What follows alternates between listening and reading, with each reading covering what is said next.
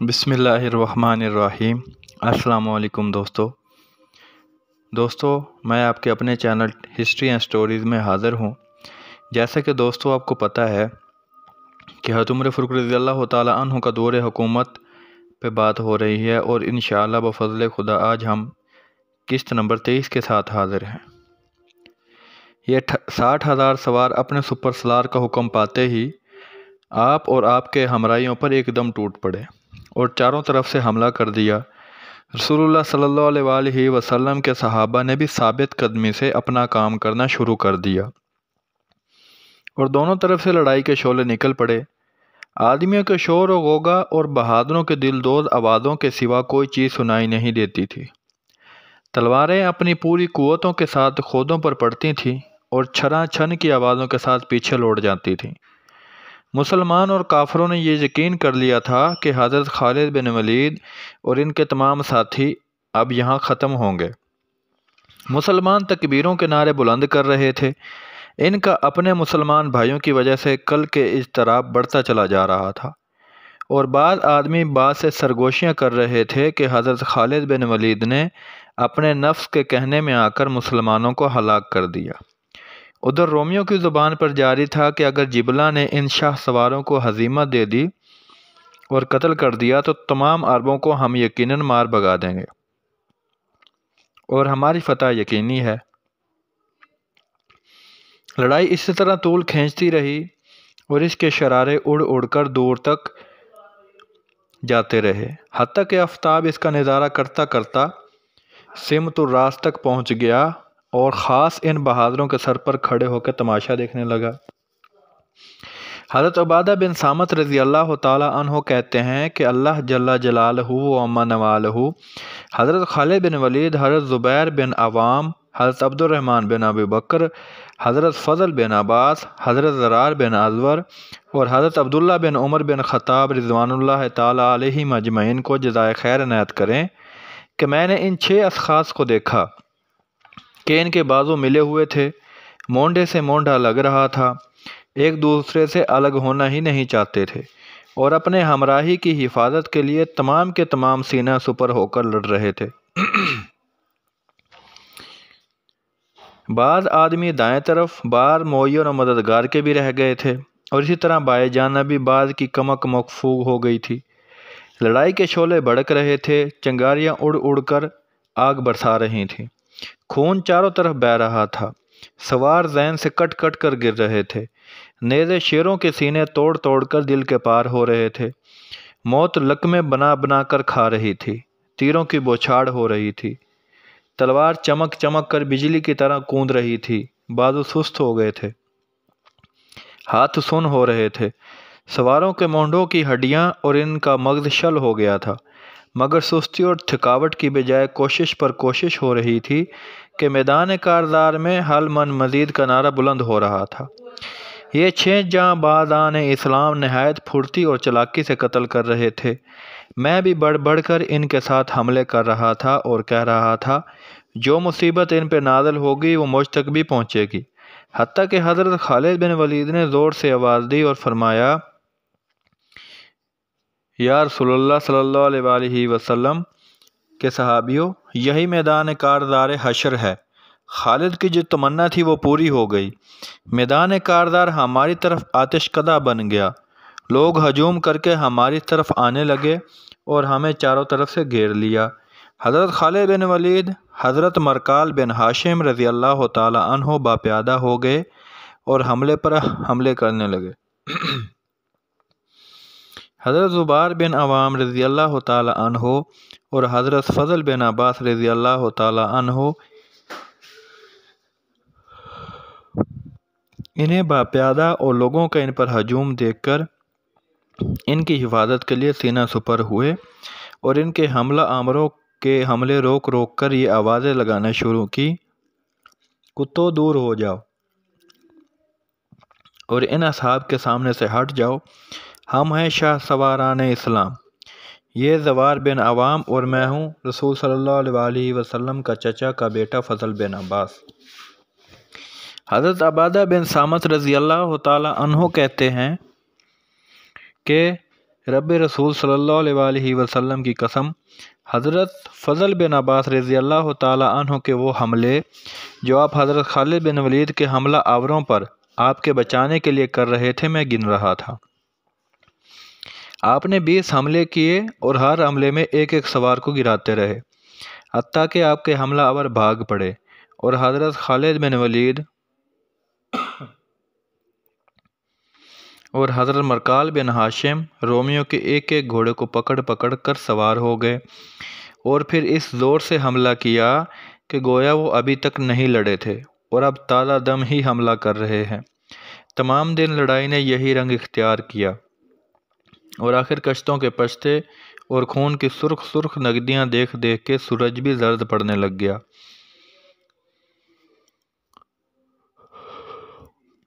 اور قریب تھا کہ یہ مغرب کی ارغوانی دریا میں کود پڑے کہ حملہ آور شیروں نے پھر ایک جان توڑ حملہ کیا اور دوبارہ مزاج نصرانیوں پر پل پڑے۔ ادھر مسلمانوں کو اپنے بھائیوں کی وجہ سے کل کو اجرام نے گھیرنا شروع کیا۔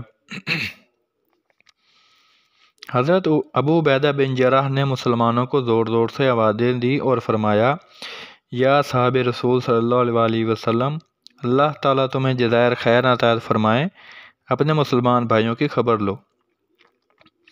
میری رائے میں حضرت خالد بن ولید اور ان کے تمام ساتھی شہید ہو چکے ہیں، بڑھو بڑھو اور نصرانیوں پر حملہ کر دو۔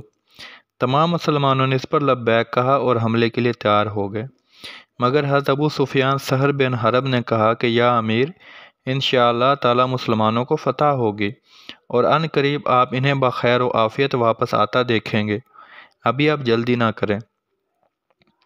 آپ نے اس پر مطلق توجہ نہ فرمائی اور حملے کے لیے تیار ہو گئے۔ آپ کو اس وقت سخت صدمہ اور قلق ہو رہا تھا اور اپنے ان مسلمان بھائیوں کی وجہ سے جو جنگ میں شریک تھے آپ رو رہے تھے۔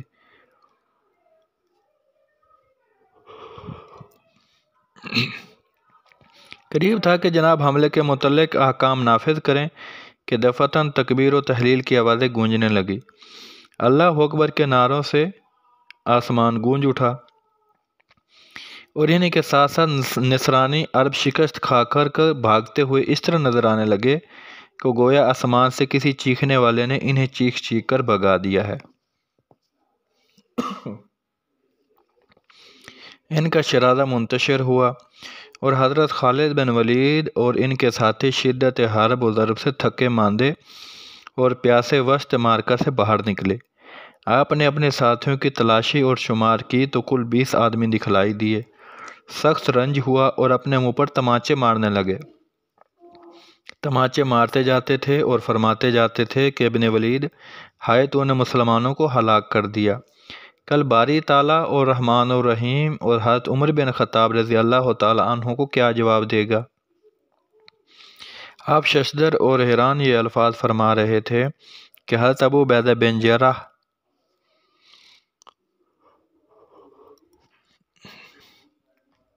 نیز دوسرے بہادران اسلام آپ کے پاس پہنچ گئے۔ حضرت ابو عبیدہ بن جراح نے انہیں اس طرح منہ پر تماچے مارتے ہوئے اور کافروں کے وسط میں سے آتا دیکھ کر ان سے فرمایا، ابا سلیمان، مسلمانوں کی فتح اور کفار کی ہزیمت پر اللہ تعالیٰ کا شکر ہے۔ آپ نے کہا، یا امیر، یہ صحیح ہے کہ اللہ تبارک و تعالیٰ نے فتح بخشی، مگر افسوس کہ خوشی رنج میں بدل گئی۔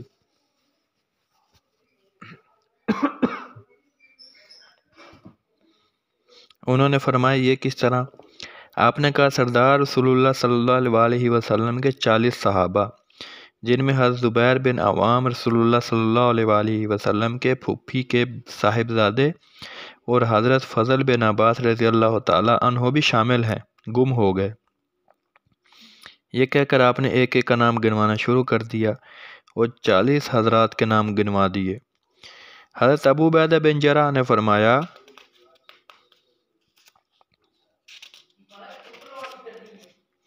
ان للہ و انا الیہ راجعون ولا حول ولا قوۃ الا باللہ العلی العظیم۔ اس کے بعد فرمایا، تمہارا عجب و غرور مسلمانوں کو ضرور ہلاک کر کے رہے گا۔ میں نے پہلے ہی کہا تھا کہ تمہارا یہ تکبر کچھ نہ کچھ کر کے رہے گا۔ سلامہ بن اخوص سلمہ رضی اللہ تعالیٰ عنہ نے کہا کہ یا امیر، میدان کاردار میں تشریف لے چلیے اور وہاں مقتولین ہیں، اصحاب رسول صلی اللہ علیہ وآلہ وسلم کی نعشوں کی تلاشی فرمائیے، اگر ان کی نعشیں وہاں مل گئیں تو وہ حضرات شہید ہو گئے، ورنہ پھر دو ہی صورتیں ہیں کہ مشرکین نے یا تو انہیں گرفتار کر لیا ورنہ وہ حضرات ان کے تعاقب میں بڑھے چلے گئے۔ حضرت ابو عبیدہ بن جرح نے یہ سن کر مشعلیں لانے کا حکم دیا۔ اندھیرا چونکا زیادہ ہو رہا تھا، مقتولین کی لاشیں ایک ایک کر کے دیکھی جانے لگیں۔ نصرانی عربوں کے 5000 مقتول دکھائی دیے، جن میں ان کے فوج کے سردار رافع بن معظم غسانی اور شداد بن اوس بھی شامل ہیں۔ مسلمان شہداء کی لاشیں ملیں، 10 لاشیں ملیں، جن میں 2 انصار حضرت عامر اوسی اور حضرت سلمہ خزرجی رضی اللہ تعالی عنہم کی اور باقی دوسرے حضرات کی تھی۔ حضرت ابو عبیدہ بن جرح نے فرمایا، یہ احتمال تو یہی ہے کہ بقیہ حضرات تعاقب میں ہی بڑھے چلے گئے ہیں۔ اس کے بعد آپ نے دعا مانگی۔ اس کے بعد آپ نے فرمایا، معاشر المسلمین، آپ لوگوں میں سے کون کون ان نصرانی عربوں کے تعاقب میں جا کر صحابہ کی خبر لائیں گے جن کا اجر اللہ جل جلالہ عطا فرمائیں گے؟ حضرت خالد بن ولید نے سب سے پہلے جواب دیا کہ حضرت اس کام کے لیے میں حاضر ہوں، میں جاؤں گا۔ آپ نے فرمایا، خالد تم بہت تھک رہے ہو، تم مت جاؤ۔ انہوں نے کہا، اللہ کی قسم میرے سوا اور کوئی نہیں جا سکتا، میں ضرور جاؤں گا۔ یہ کہہ کر انہوں نے حضرت حاسم بن جبیر بن عدی، جو بنی بخار کے قبیلے کے شخص تھے، گھوڑے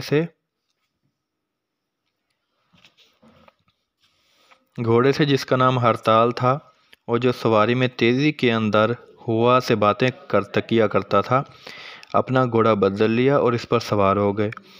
گھوڑے کے مالک حضرت حازم بن جبیر رضی اللہ تعالی عنہ نے آپ کو مخاطب کر کے کہا، ابا سلیمان، آپ کو مبارک ہو، آج آپ کی ران کے نیچے وہ گھوڑا ہے جس میں جنگ احد، جنگ خیبر، ذات سلاسل، تبوک اور یمامہ میں سواری کر چکا ہوں۔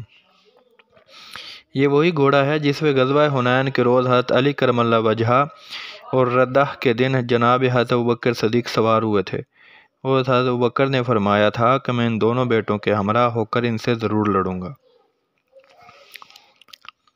آپ یہ سن کر بہت خوش ہوئے اور اس کی باغیں قوم کے تعاقب میں کر کے چھوڑ دیں۔ آپ کے ساتھ مسلمانوں کی ایک جماعت بھی ہو لی۔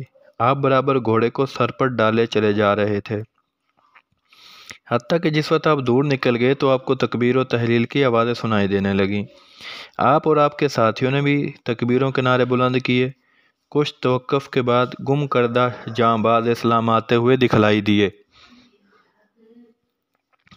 آگے آگے جناب حضرت زبیر بن عوام رضی اللہ تعالی عنہ،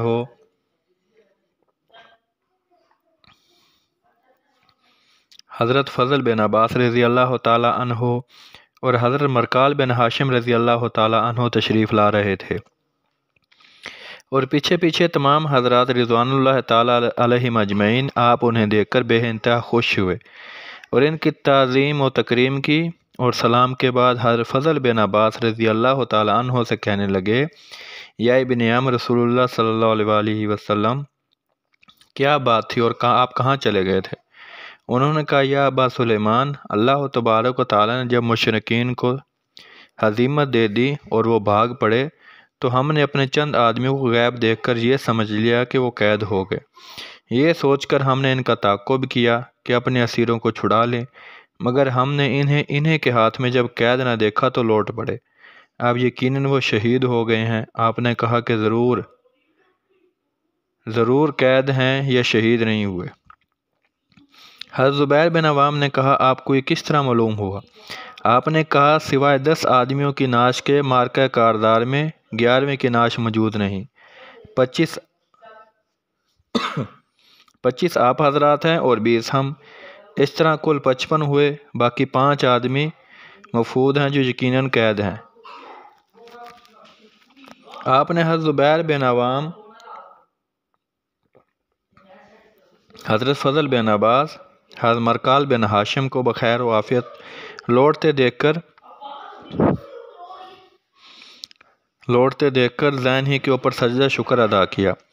حضرت خالد بن ولید نے کہا معاشر المسلمین، واللہ میں نے اللہ تعالیٰ جل جلالہ کے راستے میں شہادت کے لیے اپنی جان کو بہت دفعہ پیش کیا، مگر افسوس کہ میں جام شہادت کا مزہ نہ چکھ سکا۔ جب مسلمانوں کی موت قریب آ گئی تھی وہ چل بسے، اور جو قید ہو گئے ہیں ان کی رہائی انشاءاللہ میرے ہی ہاتھ ہوگی۔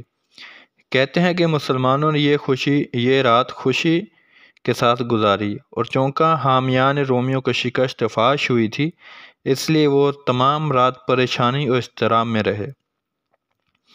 بہار نے جبلہ بن اہم کو غسانی کو بلا کر جنگ کی تمام کیفیت دریافت کی، اور اسی کے ساتھ شکست کی وجوہات بھی دریافت کرنے لگا۔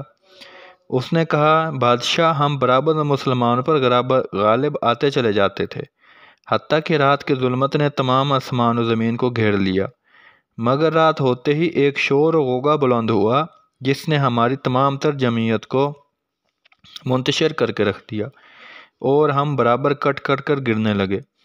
میری رائے میں مسلمانوں کو مدد و غلبہ دینے والا اور ان کی جنگ میں تائید و نصرت کرنے والا کوئی دوسرا ہی ہاتھ ہے، جسے زمین و آسمان کے معبود کا ہی ہاتھ کہہ سکتے ہیں۔ اگر ایسا نہ ہوتا اور ان کی پشت پر خدا کی بے پناہ تلوار کام نہ کرتی تو ہمارا 60,000 جمعیت کے مقابلے میں ان کے کل 60 آدمی نہ نکل کے آتے۔ بہان نے کہا اگر میں تم لوگوں کو ایلچی کر کے بھیجتا ہوں تو تمہاری استدعا قبول نہیں ہوتی، اور اگر مقابلہ کے لیے روانہ کرتا ہوں تو تم شکست کھا کر بھاگ آتے ہو۔ سلیب کی قسم، کل میں خود ان پر حملہ کروں گا اور انہیں مٹی میں ملا کر چھوڑوں گا۔ تمام رات یہ اسی منصوبے میں رہا، اور حضرت خالد بن ولید اور تمام مسلمانوں کو ہزیمت دینے کی فکر کرتا رہا۔ واقدی رحمۃ اللہ علیہ کہتے ہیں کہ حضرت ابو عبیدہ بن جراح نے رومیوں کا ارادہ معلوم کر کے کہ وہ کل کے لیے پھر جنگ کی تیاری کر رہے ہیں، جنگ کا پختہ ارادہ کر لیا، اور حضرت امیر المومنین عمر بن خطاب کی خدمت میں اقدس میں خط لکھا۔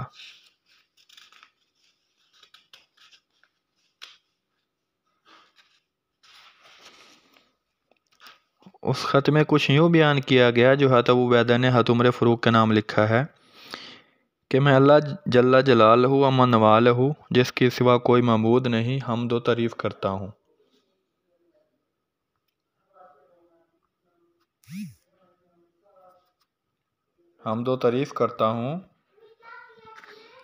اور اس کے نبی برحق حضرت محمد صلی اللہ علیہ وسلم پر درود بھیجتا ہوں۔ یا امیر المومنین، جناب کو واضح ہو کہ رومی کتے ہرقل نے ہر حامل صلیب کو ہمارے مقابلے کے روانہ کیا ہے، اور اس کے حکم کے باموجب ٹڈی دل کی طرح وہ ہم پر چڑھ آئے ہیں۔ اس وقت ہم یرموک میں جو ارض رماتہ اور خولان کے قریب واقع ہے مقیم ہیں۔